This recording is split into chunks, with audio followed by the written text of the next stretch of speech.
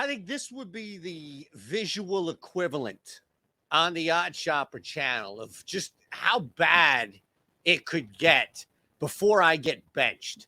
And like benched is different than getting cut, than just getting thrown off a team or just getting thrown out of a company. And I've been both, right? So I know the difference by all means.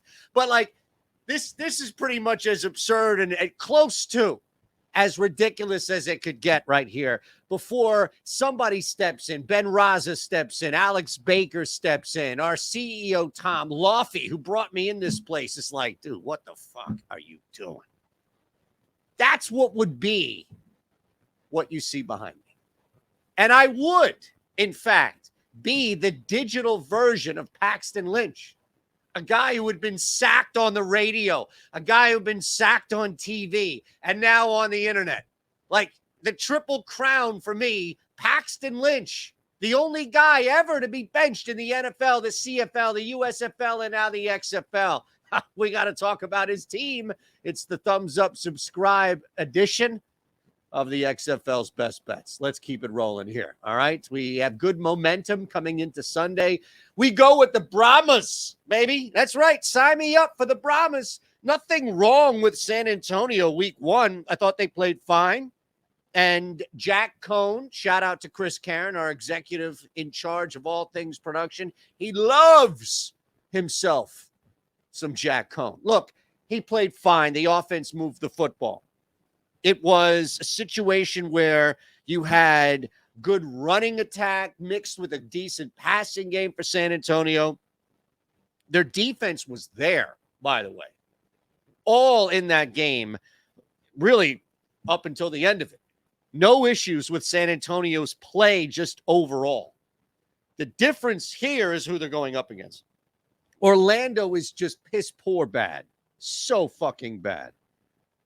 And it's just awful because you went from Paxton Lynch to a guy who you determined in preseason scouting, film, all the other. Like you determined that Quentin Dormady was not as good as Paxton Lynch. I don't know what's going on with the Orlando Guardians situation here, but it ain't good.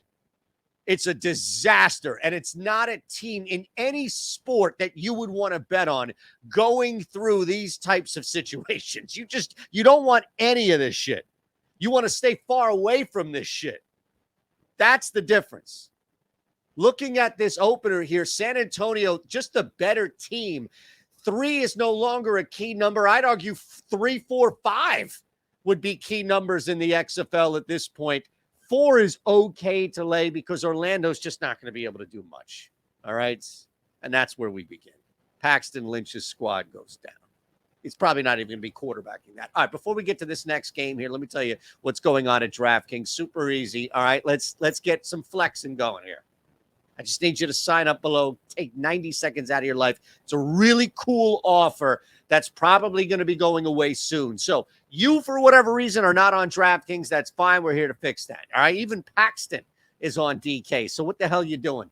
You have to be 21 or older. Gambling problem, call 1-800-GAMBLER. And, of course, you have to live in a state where you can legally place a wager. All right. Now, from there, sign up, deposit $5. Place that $5 on the heaviest money line favorite you can find. Go to college basketball and find the heaviest money line favorite. Bet that, and when it wins, which it will, now you get it $150 right back into your account. Okay, let's move to the next game here. This is all about scoring. This is the over 40. We're good here.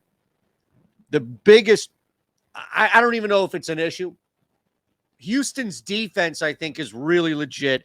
But they also benefited from going up against Orlando. And we just talked about Orlando, how bad it was for Orlando. Sure, it's always a combo. There's always a percentage. There's always something that you look at that say, well, it wasn't always this. It wasn't always that. But in our case here, Arlington's going to be able to put up points. Houston, we know, is right there in the conversation with being the best team in the XFL. It took 1 week to see that. The reason that they were able to score points and their defense dominated a bad team. Those are good signs, indicators right there that you've got a legit team in front of you. If you look at the Roughnecks, I mean, we talked about last week, A.J. Smith, Wade Phillips. This team has talent from the coaching staff on the field. On the other side, Drew Pitt was able to move the football up and down the field. Their offense wasn't bad from a move the ball up and down the field standpoint. They've got some strong coaching on that side too, and I think you're going to see some offense in this game. Remember, the reason why these games are stretching the totals, not hitting the total, staying under, what have you, is because you have, in most cases, one, if not two, dog shit teams. You don't have that here. Over 40 for me to end with the Renegades and the Roughnecks. All right? Appreciate you rolling with us here. As always, a reminder on your way out, new show. That's Monday. February 27th, 4 o'clock Eastern. Laffy, Raza. Make sure you're there for that. Thumbs up, subscribe on your way out. We love you.